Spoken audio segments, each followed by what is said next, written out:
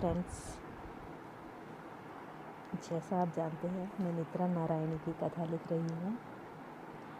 अब नित्रा नारायणी के कुछ सवाल हैं जो सहस्त्रबाहु ने दिए हैं।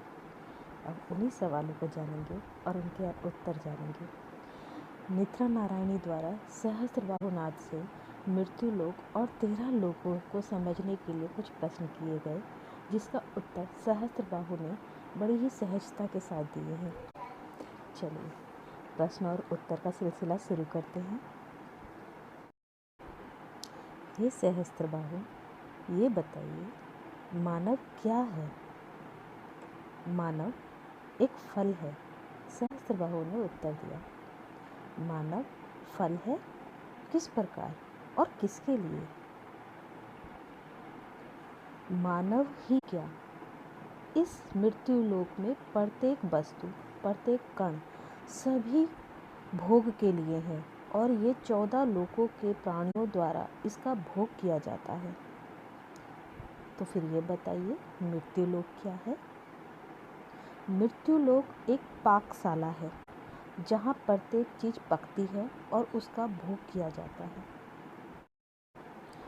हे सहस्त्रबाहु, मुझे ये जानना है कि मानव का फल होना और मृत्यु लोक का पाकशाला होना, इसे जरा विस्तार से समझाइए। आओ नित्रा, मेरे द्वारा बताए जा रहे इस प्रश्न के उत्तर को समझने का प्रयास करें।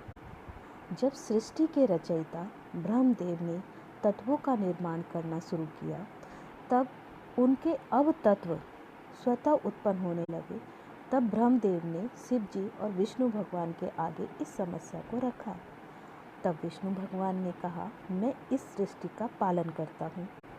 शिव जी संहार करता हूँ और आप ब्रह्मदेव रचयिता हैं। हे ब्रह्मदेव, आप निसंकोच होकर इस सृष्टि का निर्माण कीजिए। अब ब्रह्मदेव ने सृष्टि के निर्माण के लिए तत्वों का निर्माण किया, जिसके साथ अब तत्व स्वतः उत्पन्न हुए। ब्रह्मदेव ने 7 लोकों का निर्माण किया और 7 लोक स्वतः उत्पन्न हुए। हे सहस्त्रबाहु, ये तत्व और अब तत्व क्या है? जब ब्रह्मदेव ने सृष्टि का निर्माण किया तो अच्छी तत्वों का निर्माण किया। जैसे सृष्टि के संचालन के लिए देवताओं का आह्वान किया तो दैत्यों का आह्वान स्वतः हुआ।